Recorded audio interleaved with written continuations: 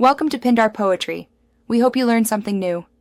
In this video, I will show how to make tomato ka soup. Start by chopping 4 ripe tomatoes and 1 onion, then sauté them in 2 tablespoons oil until soft.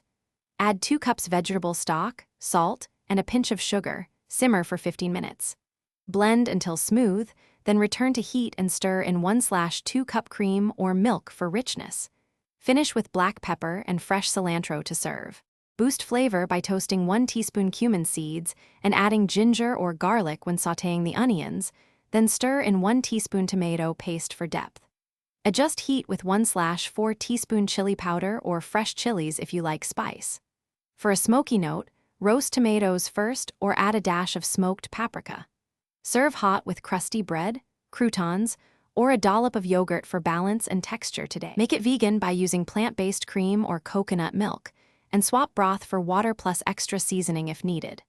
To thicken, simmer longer or mash some cooked tomatoes before blending, or add soaked bread for a rustic body. Cool quickly and refrigerate within 2 hours, storing in an airtight container up to 4 days, or freeze in portions for up to 3 months for easy reheating and serving later. Thanks for watching. Consider subscribing if we helped you.